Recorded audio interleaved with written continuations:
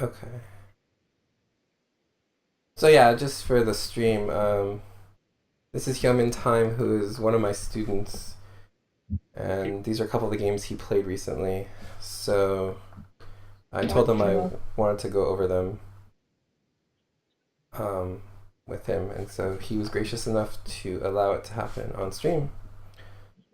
Mhm. So okay, so yeah, let's look at this game because you actually played really well for the most part. Okay, so the opening was pretty much perfect for the first 11 moves.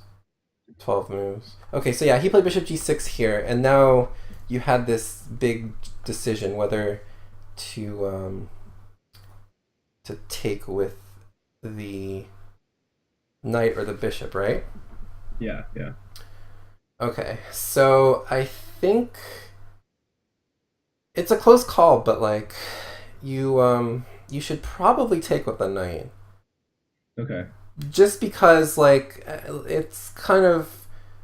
it's kind of esoteric, but like you just kind of want the two bishops basically is all Okay. it is. Yeah, And yeah. the fact that your knight is on e5 is not actually necessarily like a permanent thing, right? Because you Right, know right. after you took on g6, like you weren't really able to keep a knight there forever. Um, and so you kind of have to ask yourself, like, what do you want to be doing in this position? It's like in general, what should your plan be here? It's not exactly Uh, clear to be honest, but like, give me some general ideas. so usually in these games, I get like rook A to E1 to E3 to H3. Uh huh. Um, maybe like F4 at some point, but really just like a straightforward, like not at all subtle attack on the king side. Okay, but like let's say that you get that right. Okay, so say Mhm. say you take with the bishop, take. Okay, so let's say you get all this right. So I'm just gonna make like Mhm. five free moves for you. Yeah. Okay, so now what? Uh, yeah. So I guess immediately there's not much. Um, maybe like Sax on G6 somehow. Although Right. Okay, but I mean, okay, so even if you stack on g6, like, how are you actually breaking through? Because like h7 is defended, and his king will always have f7 to run to. right, right. So I'm not actually entirely sure you should be playing on the king side. Like, Okay. okay, if black makes mistakes, then yeah, maybe your king side attack can break through, but I'm not exactly sure your king side's the best play because, like, it's interesting because, your pawns are kind of pointed toward the queen side, or king side, and his pawns are pointed to the queen Yeah. side. So it makes sense that you would want to play on the king side. But if you actually look at the pawns, like, they're not, like, completely locked up, right? And where's Right. your pawn majority? On the queen side. Yeah. So I'm actually thinking you should maybe try to open the C file and use a queenside pawn majority. Okay. I mean, it's tough to say really, but like, okay, so say you take with the knight instead, right? And now maybe you play a move like, I think a lot in this system when a lot of the games that Daniel King has in his like video series, mm-hmm, like it's not exactly that I'm playing on the queen side, but if I can shut down all of Black's play on the queen side first, like he doesn't get the minority attack at all, then right, I eventually, understand that, but I just don't know. Like, okay, say he doesn't do anything on the queen side, and he's completely blocked. I just don't see how you're right, actually generating enough force on the king side to do something. right, right, right. Okay. So, because the problem is like this pawn structure actually helps him, right? Like Yeah, yeah, having the pawn on g6 kind of fortifies his position slightly more than than if the pawn were on even on h7. yeah, So I mean, like, because like one idea you would normally have in this type of position would be to play like f4, f5. But yeah. since the pawn's on g6, like f5 is more of a stronghold for him than if it were on h7. So I mean, like I'm thinking maybe you should play something like a4. Okay. and then maybe like, because I mean it's kind of awkward for him to put his pieces on squares now, right? Right, right. Because like in the game, he could put his knight on e4, right? Because like you trade away your bishop and then you moved your knight from d2 to f3. Oh yeah. So So I'm thinking about leaving your bishop on d3. You're keeping tabs on e4, keeping tabs on c4, and just in yeah. general, I think you have more control of the position than like you imagine this bishop on d3 was instead like a knight on e5. I feel like you're Right, controlling right. more squares with this bishop on d3 than you are with that knight on e5, even though you know optically that knight might be a better piece. Okay. Um, but yeah, I can't honestly tell you like what the best plan is here. I think you kind of have to react to what your opponent's doing. But yeah, I mean, I just think knight takes is probably the more principled move. Okay. Okay, so you took with the bishop. He took back, and then you played knight df3. Um. Okay. So then b5 a3. I'm not sure about a3. Like,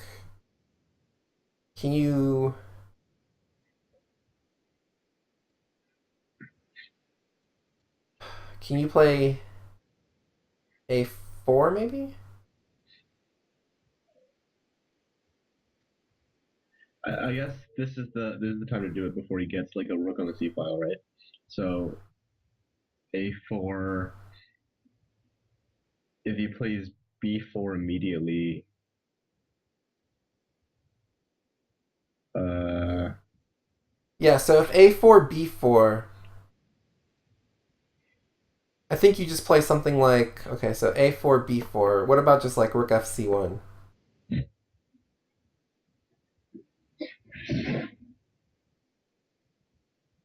And the idea is okay. Say like 95, 95 bc3. You just play queen c3, and here you're like your whole point is just trying to create a pass pawn here with a two versus one. okay, yeah, that makes much more sense. Yeah, Yeah. So I mean, you know, it like I know you're kind of thinking about like potential kingside attacks, um, but this seems like more of a like at least you have something to like concrete here. Whereas like I feel like the kingside thing is nebulous at best.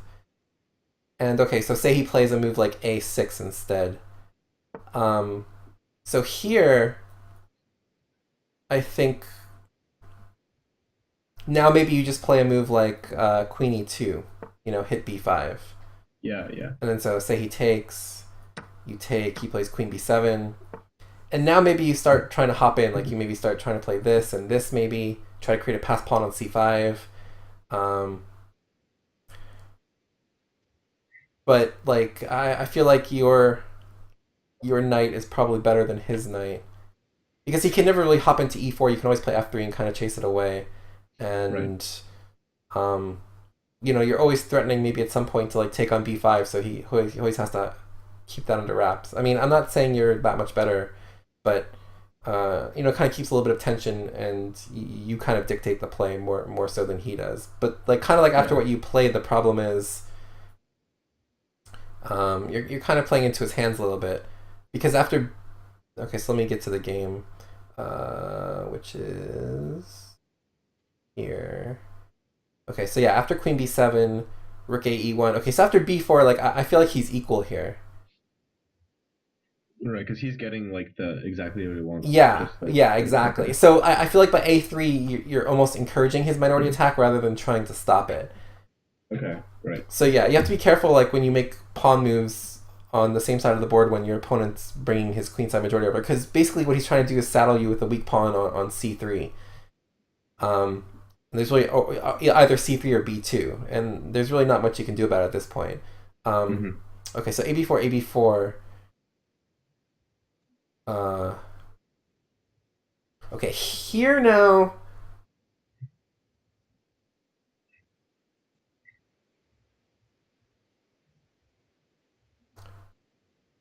I mean, maybe here you should probably just like take on b4.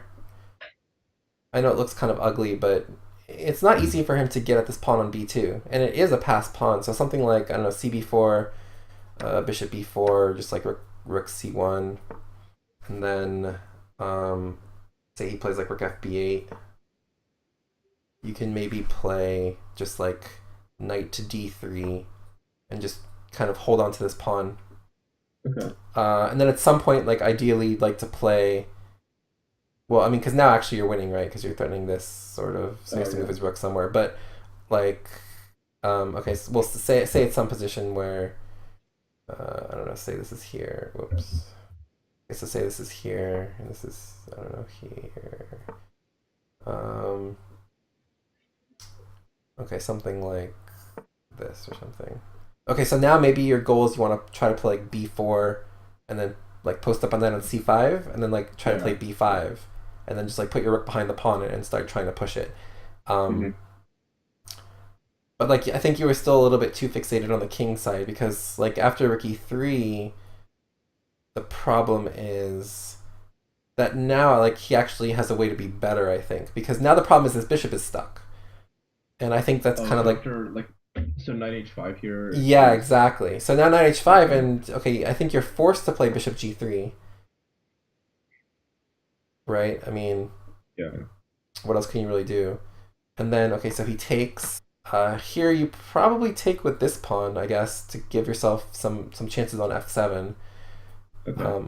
But then he just takes on c3, takes on c3, and bishop d6, and really only he can be better here, right? Because I mean, he just wants to take your knight and then just gang up on this pawn.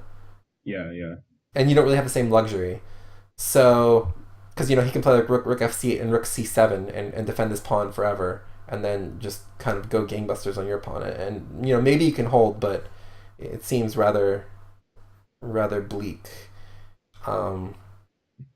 Okay, but he didn't do that. He played rook fc8. Oh no, sorry. Yeah. So where's this?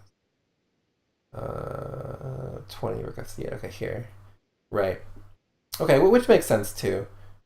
But again, like I might actually think about like creating some sort of lift for your bishop, because I think keeping this bishop is actually important to your defense. Because without that bishop, it's a lot harder to defend that pawn, I think. Okay, so you played rook h3. And now he should probably again just like take on c3 and play knight e4. And now notice how like your lack of a bishop on d3 is really hurting you. Yeah. So, okay, but he played rook a2. Okay, so yeah, so here I'm surprised you didn't play something like queen b3. Yeah, I mean, the idea is you're trying to prevent this for as long as possible. Right. And so you're pinning the pawn. But I mean, okay, I mean, queen b1 is reasonable too. Okay, so rook c8, cb4, queen b6. Okay. Yeah. I just got. I mean, I think after queen takes b4 here, I'm probably not doing great. Yeah, I mean, so he's hitting d4 and he's hitting b4, but you have a little bit of a trick here, which is I think you can play a move like so I think you can play like a rook a3 here. Okay, so the point is he pretty much has to take the rook, because otherwise his rook is trapped. So he plays rook 2, takes a3, you take. And now he has a choice. He can take on this square, or he can take on this square. But if he takes on a3, I think the problem is that you have like queen c1, which looks kind of odd, but like the point is now you're actually maybe threatening queen c8. So he doesn't really have time to take on b4, for example. So he has to go like rook a8. And now after queen c6, this is probably close to equal, because I think you're keeping this pawn now by force, and he'll actually have a little bit of trouble dealing with it, since this is controlling the queening square. So he probably has to kind of like bring his knight over to blockade it or something. But there should be drawish. And okay, even if maybe you somehow lose that pawn, you can maybe still hold on for a draw. But I don't think there's any reason you should really lose that pawn. But okay, the problem is after you played. So after bishop g5. Okay, yeah, now I think like he can just take here, and now he's starting to take this and this both. Um, and yeah, and trouble. But of course he just hung everything because he took on d4. And now after knight c6 you're just winning. But if he takes on b4 instead, the problem is after knight c6... he has queen b7 still. Right, exactly. Yeah. So... yeah, exactly. So queen b7, and he's just better because b2 is going to fall eventually. So yeah, queen b7, say... Okay, so knight c6, queen b7, take, say queen c1. He plays queen f8 to unpin, take, queen f4, so you're trying to like checkmate him. f5, rook b3. But now the problem is like you have two weak pawns to babysit. You have this one and you have this one. Yeah. And you're probably going to lose one of them eventually. At some point, because his king is relatively safe, and your rooks are actually not that well coordinated. Right. So yeah, you have to be careful about that. But yeah, it's really tough to play that position because like it's not exactly clear, after the first 12 moves like what you should be doing. But yeah, I think a4 is kind of the better prescription to head him off at the pass than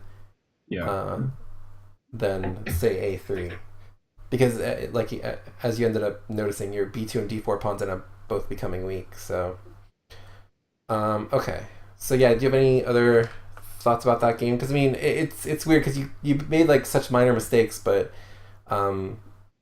it's just like positionally you were on the defensive because your kingside plans, like you spent 4 or 5 moves like being aggressive on the king side, but it turned out that like nothing ever materialized. So So maybe like try to give yourself a few moves in a row in your head and see if you're actually accomplishing anything, because it didn't seem like you actually had any concrete threats on the king side because of the way his pawn structure was. So yeah, I'm not sure like what you saw in those videos that gave white like king side potential. So I guess for one, black usually tries to trade off the dark square bishops on like d6. And then that's so like back here. So. Like before, like a long time before this. Yeah. So instead of like, so like e6 here. No, well they usually play bishop g4, but yeah. So maybe just maybe like queen d7 here, right? Yeah. With like e6 and bishop d6. E6, right. Mm-hmm. Something like that. And then because of that, if I'm fine trading off, and then I can play like f4 at some point, or maybe like h4, h5, and just open up the king side with a pawn first. Okay. And usually, I guess an attack sometimes materializes from that. Okay. Yeah, I could see that, but yeah, I think in that specific situation which your opponent played, I think you kind of had to switch gears a little bit because his king side was a little bit more secure than normal. Yeah. Because I mean, in a way, that bishop on f4 was a little bit of a liability for you. Right. It's just like getting in the way of. Yeah, of like kind of what you want to do, right? Yeah. But it was controlling some key squares, so. But okay, so let me find your other game, because that one was the kind of more interesting one in a way. Okay, I think I have to create another board, so hold on one second. Okay. So let me close this. Start. Okay. Load the PGN. Okay, so you were black. Let me invite you.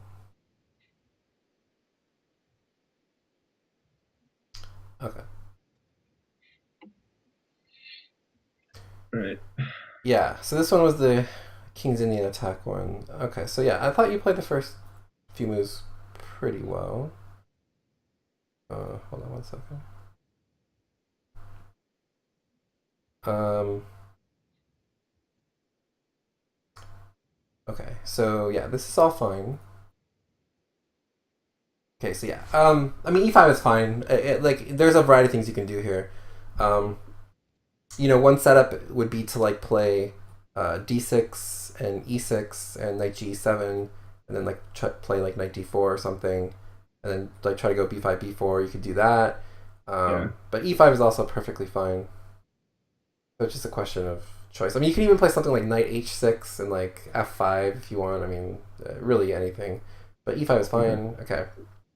So knight g7 is fine. So yeah, I mean, you're basically like playing a Botvinnik against his setup. Right. Okay. So now when he plays a4, it's kind of like a signal that he wants to get his knight into c4. Right. But it should also kind of like let you know that you probably shouldn't be playing for b5. Okay. Because like if he was going to be going all gung-ho on the king side, like he would, play moves like well, I mean, I guess he can't even really do anything too crazy on the king side, but yeah, I mean, I just think by him having played a4, I think b5 is probably the wrong idea. So, I mean, there are a couple things you can do here. You can play a move like d5, and then it's kind of like a Maroczy bind, because eventually those pawns will end up exchanging off. Yeah. Or you can like play it in a more Botvinnik style and play a move like d6. And then you can play d6, and then you're probably going to want to go try to play f5. That was my original plan, but then actually I don't know why I ditched it after I saw he was going for knight c4. Yeah. Okay. So I mean, the thing I'm trying to say is I think rook b8's kind of like a waste of a move. Okay. Because like it turned out that so you played rook b8, then you played b6, and then you played b5. Right. And and in all likelihood, you probably don't want to even be playing on the king side here, or sorry, on the queen side here. So, so yeah, I mean, I think either d5 or d6 or even castling are perfectly fine. But I think rook b8 is just a waste of a move. But okay, I mean, it's not tragic. Sorry, actually, I have to go forward a move because you did castle. Okay, but yeah, rook b8 here. Yeah, but I mean, you could play like f5 here immediately if you'd like. Mm-hmm. You could play a move like h6 to keep a piece out of g5. You could play d6. You could play d5. I mean, really anything's fine. But okay, so you played rook b8 and he played knight c4. Okay, so yeah, you kind of have to play d6. So you did, because you can't really allow knight d6. It's a little uncomfortable. Okay, so he plays bishop g5. Okay, so here maybe just like chase him away. Okay.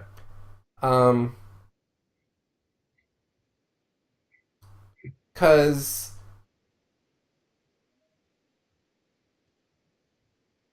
yeah, I mean, where's the bishop really going to go? I mean, okay, if he wants to take your knight, you're happy to take the two bishops because you're going to try to open up the position. But it also kind of helps you because okay, say you play h6, and he plays, I don't know, bishop e3 or something. Now you can play f5 with the threat of f4. And this is probably good for you.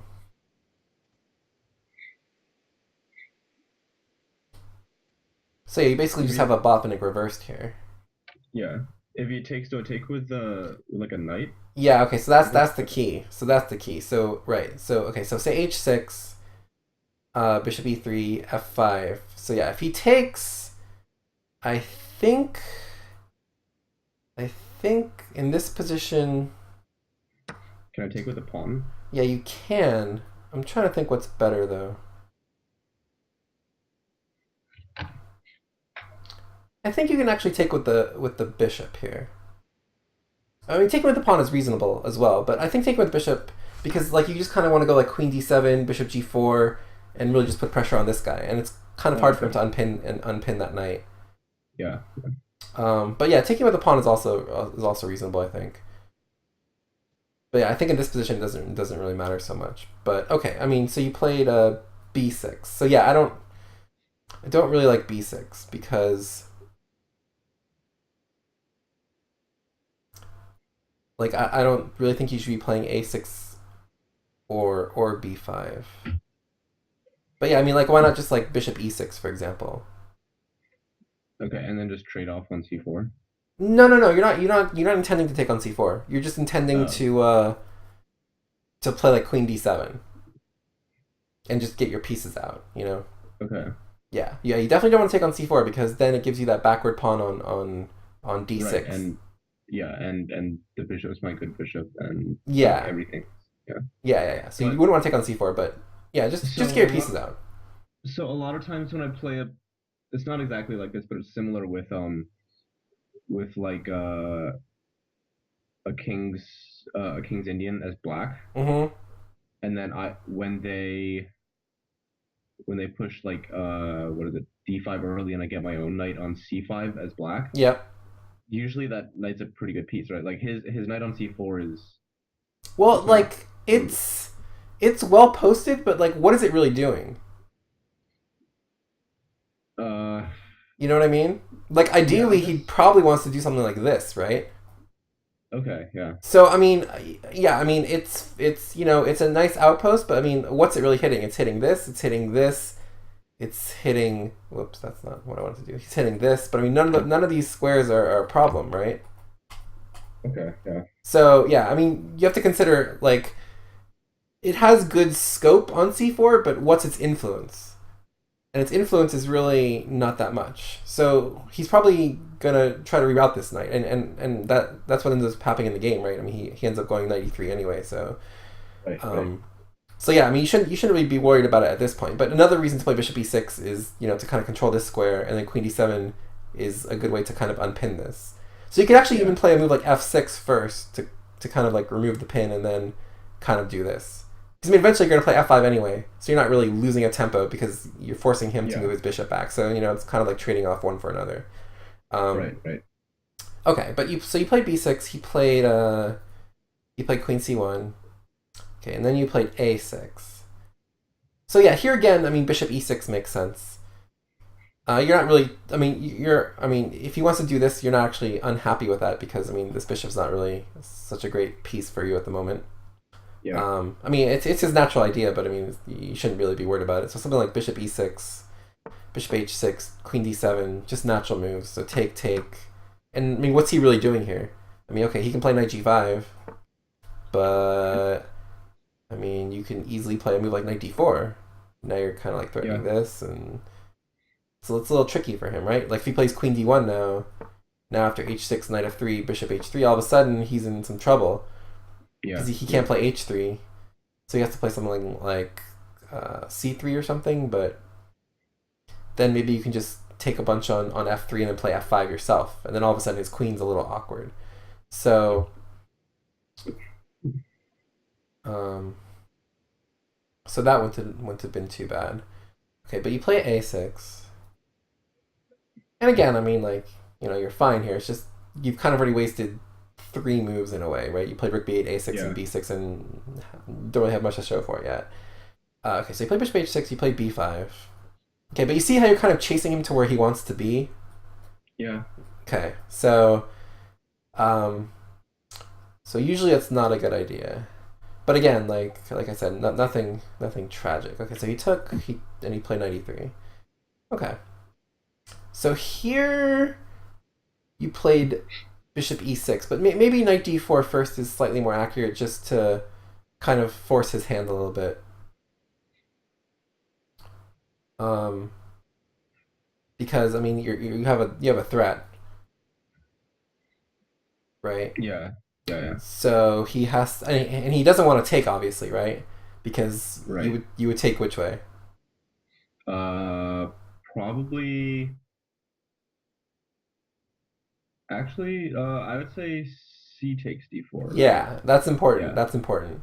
So yeah, you want to take. So yeah, if you go here and he takes, you want to take with this pawn. The point is now you've created a weakness for him. So where is that?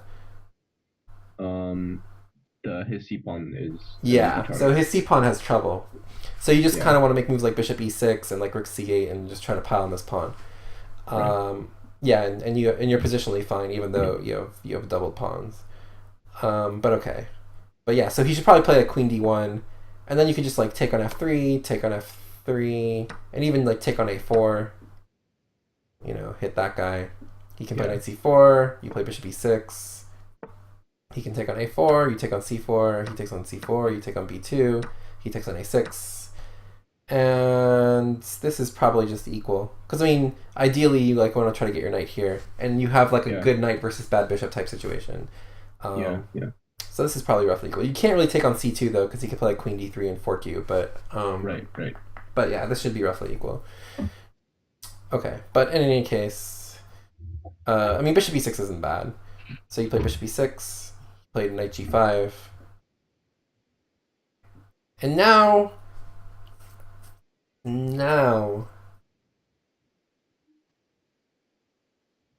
you play knight d4, which is fine. Like I think it's perfectly fine. But maybe now that you have the opportunity, maybe you could try to do this. I'm not sure. But like the idea is now if you put a knight on d4, it's actually fairly strong because he'll be Yeah, less or rather sorry he'll be more reluctant to play c3 because now you know it opens the b file yeah, yeah. and also gives your knight potentially a hopping square on b3. But okay, I mean it's not a huge deal. I think knight d4 is perfectly fine. Okay, so you play knight takes e6. Sorry, he played knight takes e6. And you played f takes, which is quite correct, I think.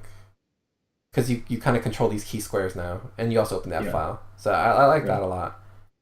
And now queen d2. Okay, so yeah, now it's tricky. Now it's tricky because like you're thinking, okay, is knight f3 making sense? Like, do I want to exchange my knight for that bishop? Probably not because that bishop isn't really doing much. My knight looks good. Um, but okay, like he might be chasing away with c3 in the near future. So what should I do here? Um, so so this is an important concept that is kind of tricky, but like, where does your knight on d4 want to be?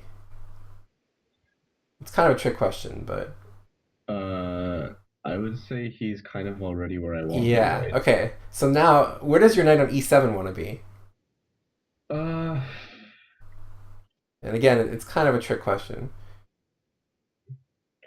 I guess it's kind of the concept of like there's really only one good square for a knight, but I have two knights, so Yeah, if I can like exactly, I can play like exactly. knight c6, trade off one knight, and then put the other knight on d4. Yeah, Like that. exactly. So the thing is, like, you have two knights, and you have one square that they're fighting for. Yeah, So sometimes the problem is that like if you have too many pieces fighting for the same square, they actually become worse. So by playing yeah. this move knight e6, you're actually making your knights worse in a way, right? Yeah.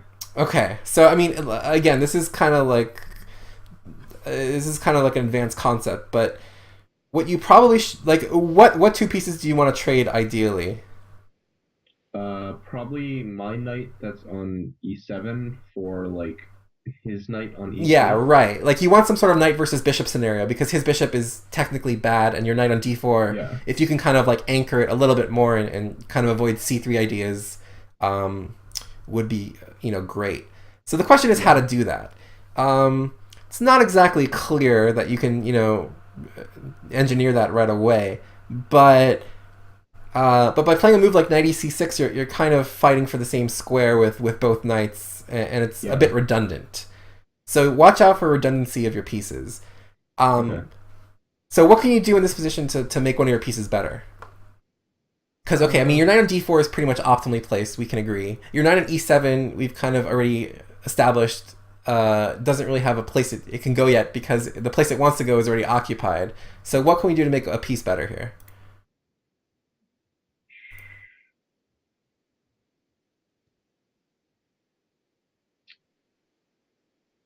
maybe like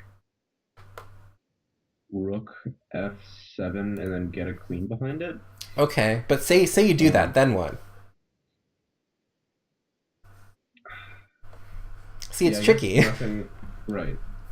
Uh, I was considering maybe like b takes a4 here, Okay, but so yeah. So again, that's also not exactly clear, but yeah. Okay, so if you play b takes a4, the point is you are opening up this whole file. So he can't really take on a4 right away, right? Because you could just take on b2, right. and that would be probably pretty good. So,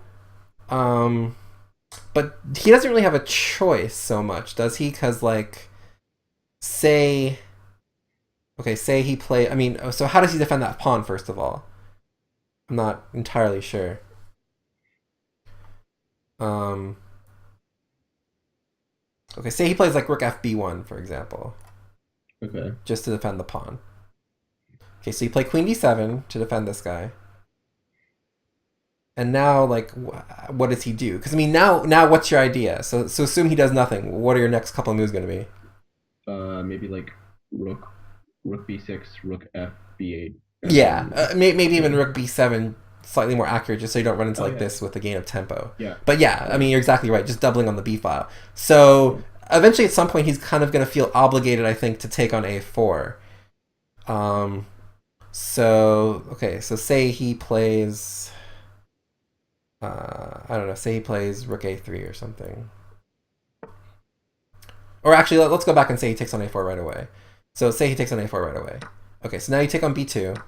Um, and if he takes on a6,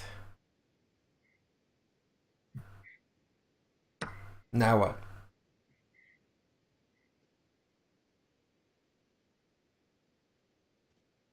Maybe even like rook f3 here. Um, Okay, what's your idea? You want to like take on e3 and take on c2 or something? yeah, maybe, but I guess it's I'm not sure that works. okay.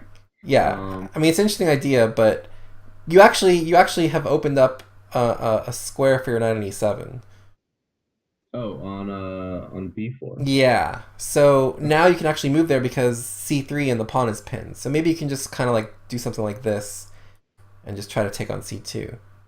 But notice how like you're kind of dictating play here more Yeah, so than he is because your rook on the 7th is doing more than his rook on the 6th.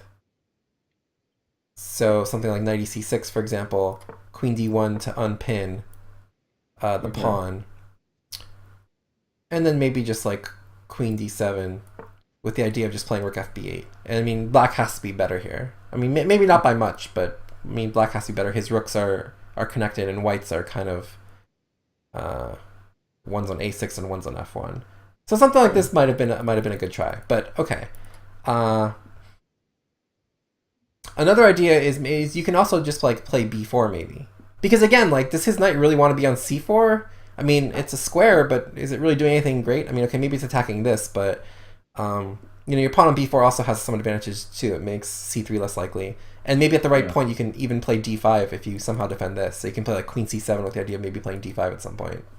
Um, okay, but so you played knight ec6. Um, yeah. Okay, so knight ec6. Right. Okay, but now I think he can like take on b5, and now he can maybe use this a file to his advantage. Like with the idea, like maybe he can like take on b5 and play queen d1, with the idea of like trying to play c3. And now this knight's actually trapped. Yeah. So you have to play something like b4, and then c3 knight b5. But all of a sudden, like your knights are not really where they want to be, right? Right. Right. Yeah. So again, the kind of the redundancy of the knights makes it so that knight on d4 ends up looking a bit sillier. Like if that knight on d4 were unassailable, then knight ec6 might make a bit more sense because okay, then you can maybe play like knight f3 and then this knight to d4 or something. But Yeah. since there's always that possibility of c3, you always have to be careful about making sure that knight has an escape square. Right. Okay, so what happened? To go back to move 19. Okay, so he played c3 here, I believe. Yeah. Okay. So, question is where to move that knight. Uh, I guess the only two real options are like f3 or b5, right? Well, why not b3? It doesn't. No, I I don't mean I know. know it doesn't win material, but Yeah, I was worried about getting trapped maybe, because like knight b3, queen h6 check, Yeah. king moves, Yep. and then like rook takes a4. Okay. Okay, what if you just play here though? Um, so I mean, this pawn is kind of doing a good job of restricting this rook. And now okay, notice how this rook can't come back to a1. So this rook is kind of stuck in a way, oh, right? okay, yeah, I So I guess mean, that's he can play rook a3, but notice how, I mean, your knight's well defended, so you can just play like something like queen right. e7, queen e3, say, king g7, queen e2. So he's gonna try to win your knight, but just queen d7. If he tries to go queen d1, you can always just go queen b7, knight e3, rook f7, and okay, I mean, I'm not really sure that either side is really making too much progress. He can go knight c4. You can just go rook d7. And yeah, he can never really get at your knight. But okay, I mean, I can see why you're a little bit worried about that. But notice how his rook is actually also not in great shape. Yeah. But okay, so you played knight f3. So you're kind of forcing bishop takes f3 and rook takes f3. But okay, yeah, now already here, you're probably slightly worse. Just Okay. because like his initiative on the A file is probably worth more than your initiative on the B file, and your king is a bit exposed. So he played rook takes a4, which is correct. He played king g2. He played queen f8. Okay, so I'm not sure about queen f8 because, like, why not? Why not just like rook f8? Yeah, I guess I was thinking like I wanted like Pressure on the f file. yeah, pressure on the F file seemed like the right But plan, I guess, if you yeah, can. the problem though is like when you play queen f8, the problem is like your pieces are again kind of not on the right squares. So for example, after queen f8 h4, like all of a sudden this rook is running a little bit short on squares. Like it really only has Yeah. f7 to go back to. Um, and he's threatening to maybe play knight e3 and knight c4, and then like knight takes d6, and then trying to overwork your queen, and Hmm. all of a sudden,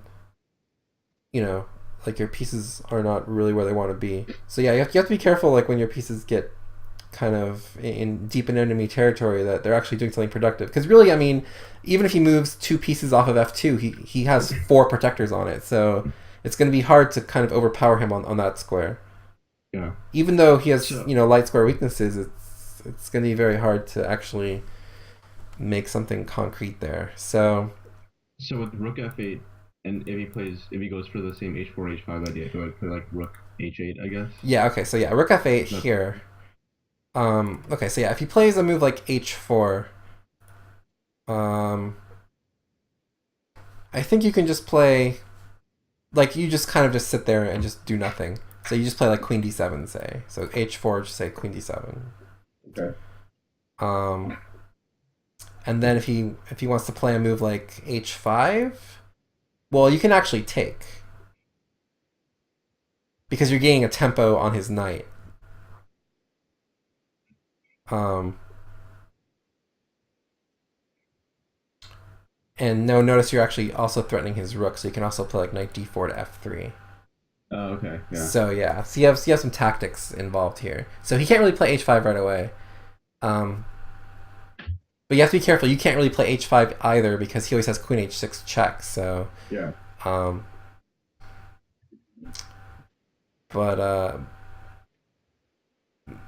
but yeah. So okay. So say queen d7. Say he plays rook a2 or something. Okay. So now you play queen f7. And then if he plays h5 here, well, now you have like queen f3 check. So he probably has to play f3 first to shore up his king side. And then you play like rook b d8 maybe. Or maybe even king h8 here, just to kind of get out of stuff. Because then if he plays h5 too quickly, you can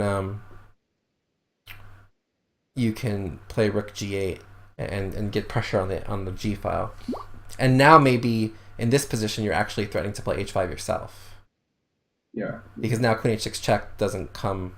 You can just play queen h7 or something and block. Okay. So yeah, I mean I think it's probably equal here, but yeah, you shouldn't be too worried about this. But okay, so you played. Let's see. Okay, so you played queen f8, and then he played h4. Is that right? Yeah. Okay, and then you played rook b7. Right. So after h4, I think you have to play queen f7 to threaten h5, maybe. Okay.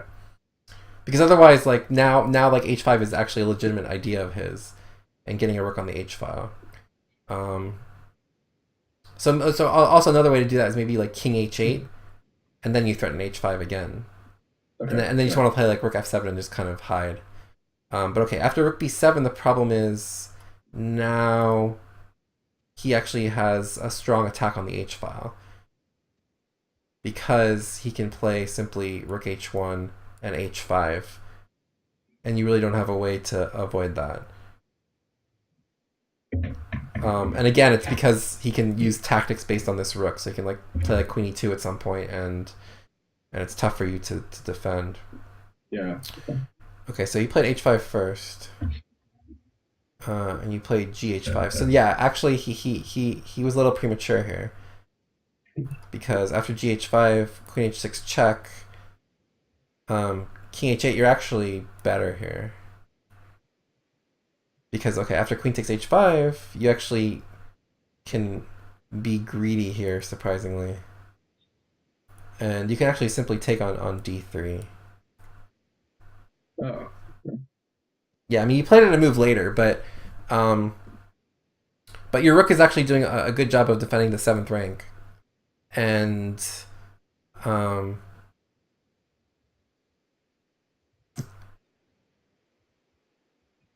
And so, say, like, rook takes d3, if he plays, I don't know, what would he play here?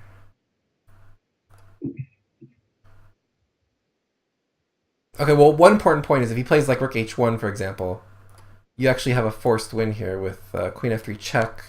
He has to play king h2, and now you have this cute move, rook g7. And now this knight's actually pinned. So...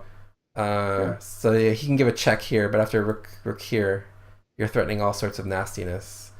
So this just actually wins for you. Okay. So yeah, I mean it's a little. You have to be a little. You have to be very cool about the situation to take on d3, but okay. So you play rook bf7, which is fine. Whoops. And then he played rook a1. And then you took on d3, but I think the problem is it's a little bit too late now. Because now with the rook in front, I don't have the queen f3 idea. Right, and also, like, actually opening up the d file somehow hurts you more than it helps you, because it gives him actually another avenue to come at you in the position, because you win a pawn on d3, but the problem is, like, after he plays, okay, so after rook d3, he should actually just play rook d1 here. And now after take, all of a sudden, it's actually hard for you to find a useful move, because he is actually threatening to play this. Yeah. Because your rook is kind of, or your queen is overworked. So yeah, and this knight is actually all of a sudden a terrible piece now, because he really has no squares to go to. So yeah, you're probably in a little bit of trouble here, but maybe you can hold this, because I mean you are technically up a pawn here, so maybe you can kind of just hunker down and trade pieces and go in some like even endgame or something. But okay, so you played. Oh, so yeah, he played rook h1 instead, and here. Right. Okay, and now here you played rook df3, but I'm not sure why you just didn't play. Like, why wouldn't you want to bring your rook to d2?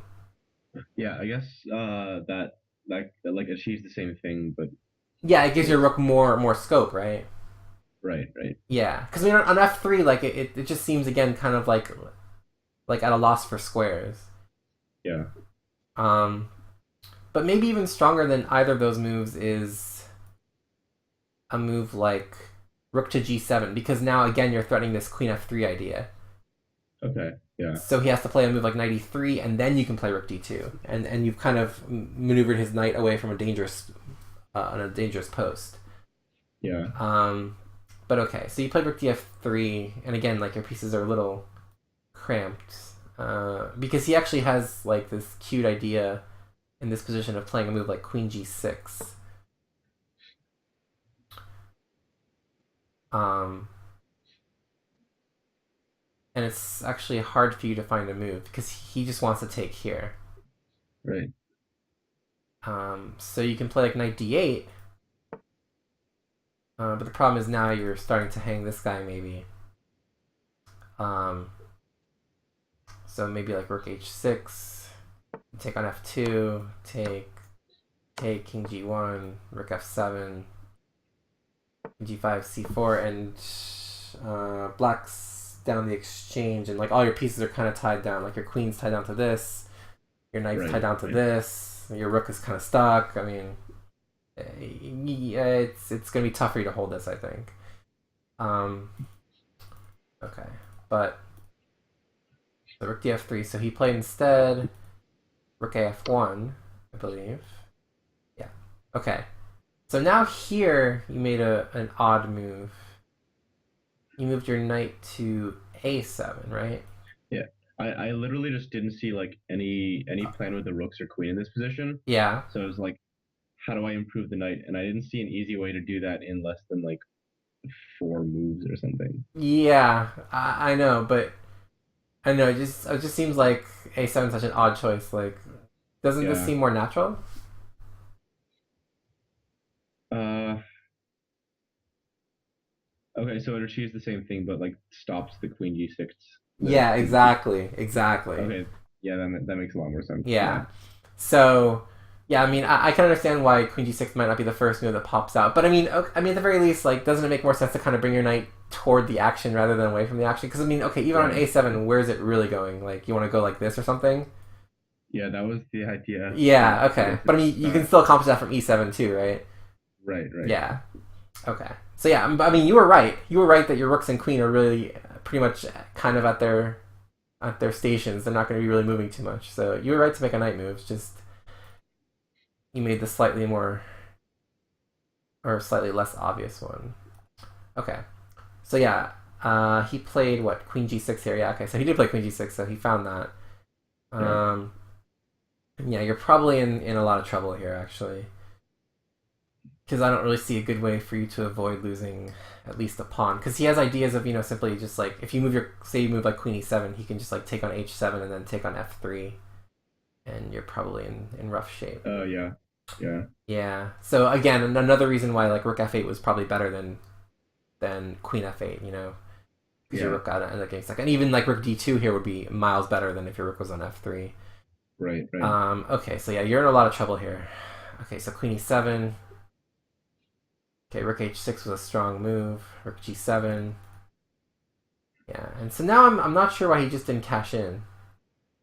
Yeah, I mean, I guess it. I saw as soon as I moved, I was like, yeah, he can just be better here, but he didn't take it, so I don't know. Yeah, so I mean, I think he could actually just take on g7 and take on f3, and that Yeah, and must then be close to winning. Another thing he could yeah, do is even just take on e6, and that must be good too, because he's winning this pawn probably as well. yeah, Um, because he has all sorts of crazy tricks where like he has like like this type of knight f6, rook e7, rook h7 mate stuff, and like your king is just in bad shape. So yeah, but he hmm, played queen h5, which actually gives you some hope because now you can actually untangle, which you did. So you finally are like, oh, I can get my rook out. So you finally played rook f8. yeah, Yeah, so that's good. So you actually, so this is good now because I mean, we can't always be better all the time in chess. So being able to defend tenaciously is actually really important because I mean, this guy, as you noticed in this game, crumbled kind of quickly.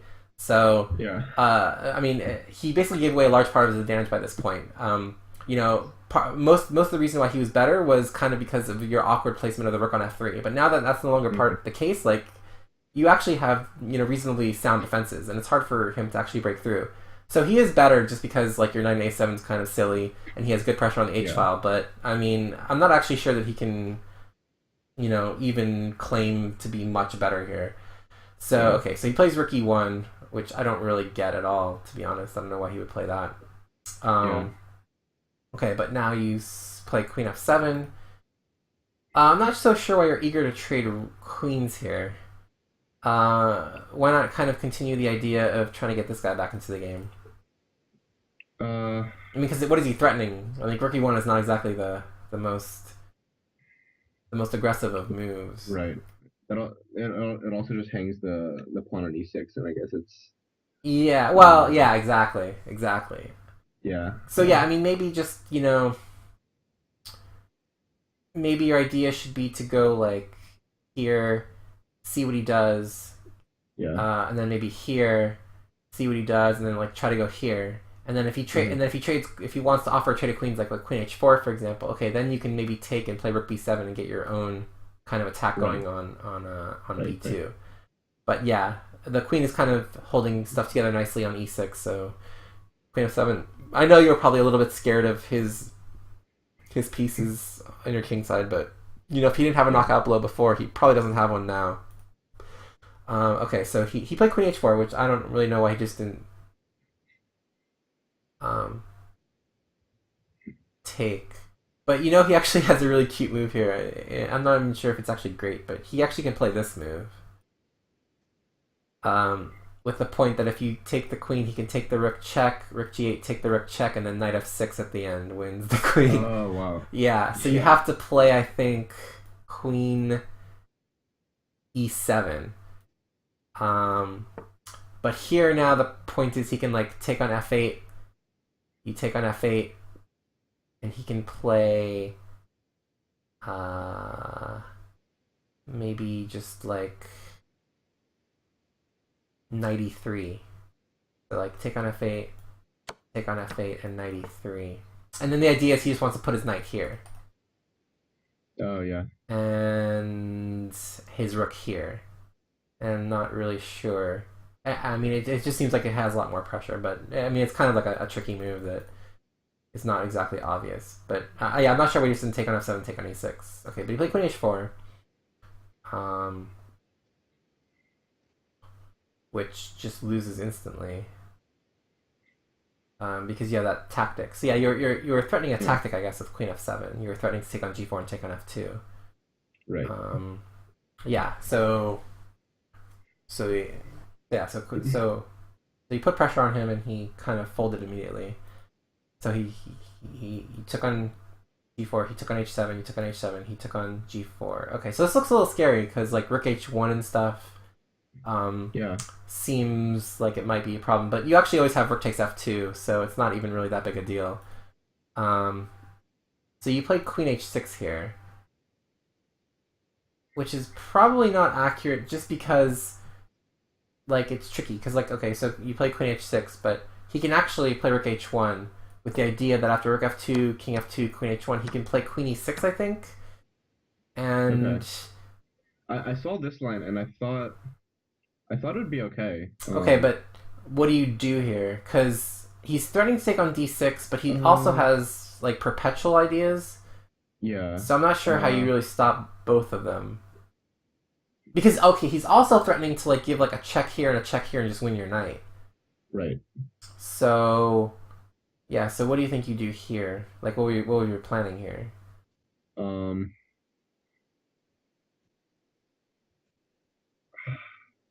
I mean, Maybe it's like tough, right? You can't even queen. play knight c6 because queen e8 and queen takes c6. Right. So if queen h2 check, Yeah, so queen h2 check. I go king f3, I guess. then I'd play queen h5 check. Okay, queen h5 check. Yeah, and then I play king. They say I play king f2. Not sure if that's right, but Okay. So I I guess I'm dropping the D pawn at the end of all this, but I it's mean, you can play knight still b5, I guess. right because now he doesn't have the queen e8 ideas Oh no, you anymore. can't play knight b5. You can't play knight b5 because I have queen c8 check and queen b7 Oh check. yeah, right. So I mean, your knight's actually stuck. Yeah. I mean, Um. you could play queen h7 to save it, but Right. I'm just thinking of like some. I'd play some queen move, probably queen h7, drop the d pawn, and then. Uh. you can't take on e4 because I can still play queen b8 check and take on a7. Right. I mean, you can see how at least practically this would be a lot like fairly problematic, right? Right. Yeah. So I mean, it's possible you're still winning here, but like practically it seems difficult. So okay, let's go back to the actual position because you actually have a better move. Okay, so in this position, what should you play instead? Because you actually have a way to kind of solve all your problems. So his So. threat is quasi to play rook h1. Because I mean, Uh. okay, like he's not going to win material, but he is going to like do tricky things. So how can you kind of stop that? It's tricky because like you can't really play queen g7 because he can just take on e6 and then you kind of have the same problems. Because now he's threatening Right. rook h1, which is actually mating you. I mostly played queen h6 just because, without looking like, I looked at the line of rook h1 and then the line that we just looked at, and I Yeah, thought that might be okay for me. yeah. I But mean, other it's than that, okay, but like, are you winning? I'm not sure. right, I guess not. But other than that, queen h6 was just like defending the Yeah, yeah, pawn. yeah. I understand, but okay. Yeah. How else can you defend the pawn? Maybe like rook f6. Yeah. So rook Although, f6 kind of defends against both threats, right? Because you can always swing your rook to yeah, h6 now if he plays rook h1. yeah, So what he probably has to try after rook f6 is he probably has to try to get his rook in via another method. So if he plays a move like rook d1, you can always play knight c8. yeah, And this is actually probably reasonable for you. So he probably should try a move like rook a1 with the idea that um, that if you play knight c6, for example, now he's going to play rook d1. So you see how it's kind of like a pendulum. So if you play knight c6, now he plays rook d1, and all of a yeah, sudden now you have problems here. So yeah, rather than play knight c6, you probably should play a move like rook g6.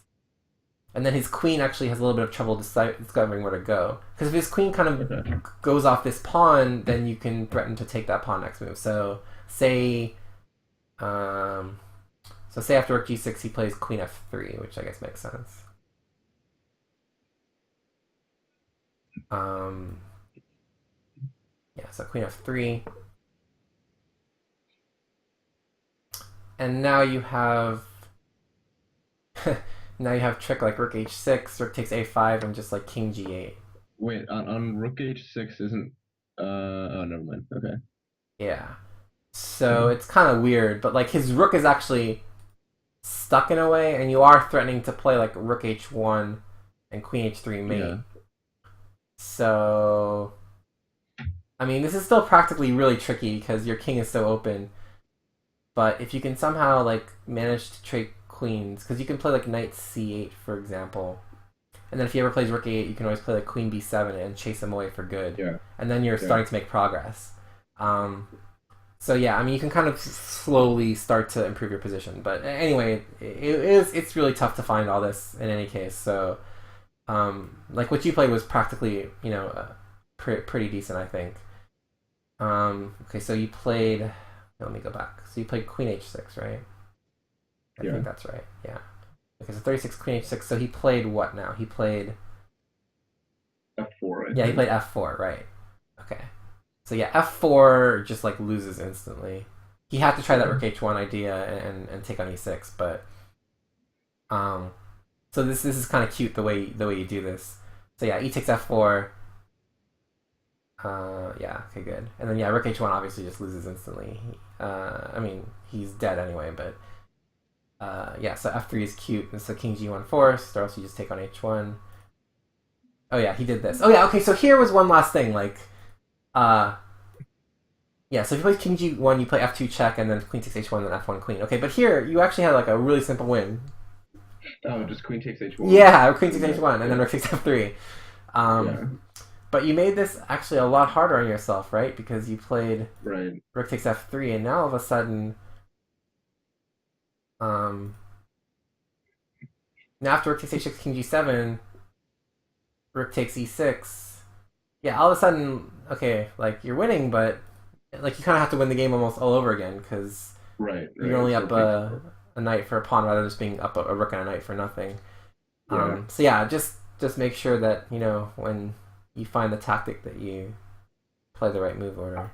I don't know why I saw that so quickly in Now, but you didn't analysis see it here, during the but game, yeah. right in the game I just didn't Well, you probably just know. thought, okay, I'm up a piece, I can just win, but you just probably just Right. completely forgot that I can take on h1 first. Yeah. Okay, so let me just see if there's any other problems here because I think the rest of the game is pretty simple. Because you're it's not too hard to convert this because you can actually defend all your pawns pretty easily. Right. So it's not too bad. But okay, so rook e6. So you play rook d7. Okay, so actually rook d7 is probably inaccurate just because it gives him this extra little resource like e5. It's annoying Okay. because like what do you do So here? right. So the danger is that like I don't want to go into the rook and knight versus rook endgame, so I don't want to trade off too many pawns. But Right, right. I guess that kind of happens if I take on e5 here. Yeah, like okay, so if you take an e5, like he might even actually play like a rook a6 Okay. with the idea of taking on a5 and like bringing his king to e4, and it's not exactly. I mean, you're still winning, but um, Yeah. it's a little trickier. Okay, so instead of rook d7, probably we should do is just bank your hopes on this guy on Okay. a5, and so maybe just like rook b7 is actually the most accurate because okay, now if he takes on d6, you can take on b2, and you should be able to promote this guy. Okay. Yeah. But okay, I mean it's a minor thing, and I don't think it really matters too much. Okay, because after king f3, knight c6 was good. Whoops. Yeah, knight c6 was good. And then king e3, knight e5 was good. And then b3, king f7 was a nice touch. Yeah. Let me just show that. Yeah, so actually his rook is completely trapped because can't go here, can't go here, can't Right. go here. And the only safe square it has, of course, you have the beautiful knight g4. Right. Yeah. Yeah, that was Yeah. cute. Yeah, so he resigned there. Okay. Okay, so takeaway from that game is notice how many moves you ended up playing on the queen side that didn't actually end up materializing, right? Yeah. Like at the end, it actually ended up helping him in a way that you opened up the queen side because it gave him another avenue of attack. Yeah. And then you ended up jumbling your pieces on the king side, giving him, um, you know, giving him kind of something to play for when he started amassing his pieces on the H file. Because notice that like when your rook was on F8 at the toward the end when he kind of had already missed his chance to win, that like even though he Right. had Everything was broken through on the H suddenly file, he didn't have much. right. Like there wasn't anything like he could actually do to really improve his position. He just kind of Mhm. he kind of had your pieces tied down, but he couldn't really make more progress. I don't think. Yeah. Um, so yeah, it's just, and it's also kind of just like a familiarity with those types of positions, knowing, what plans work when. But I just find it kind of odd that like if I just go back to say here, that it took you. Let's see. Yeah, it took you. So from this position, it took you another like 4 moves to get your bishop to e6, Yeah. and um, and it just seems like natural to kind of like want to connect your rooks and play bishop e6 and queen d7. So, Okay. um, Yeah. but again, like that'll kind of come just from more experience with that. But like when I play the Botvinnik personally, like I always like to try to go for early f5. So like if it were me, um, here, yeah, here. So yeah, here I would probably just play. I mean, you could play d6 first. It doesn't really matter. Yeah, so something like d6, and then I'd assume. So usually in this position, like white plays knight c4, and then I think I would just play f5 right away. Okay. And the point is, like, you really want to play this move. Yeah. So say I don't know. Say like knight e3 for example, and then f4, and then say like knight d5. So this is a reasonable line. Okay, so here I think you can actually play. It's like take in knight e7, and then you have a typical like King's Indian idea. You just want to kind of go like this. Yeah. I noticed that You he wouldn't doesn't play really. into you wouldn't play into d4 there? Um. Well, the problem with playing to d4 is it makes it very like what if he just like takes? Okay. I guess yeah, he simplifies like too much. Yeah, because okay, like if you Yeah. take this way, he can take this. I think if you take this way, Yeah. I mean, I'm not even sure what you're really doing because I mean now he can kind of just like post up his bishop here Yeah, yeah. and Right. eventually like play c3 or something, and I don't know. But yeah, you kind of want to keep pieces on the board in this situation Yeah. because his knight is actually not a good piece, Right. right? And like Doesn't seem chasing yeah. it and gaining tempi from it kind of helps you.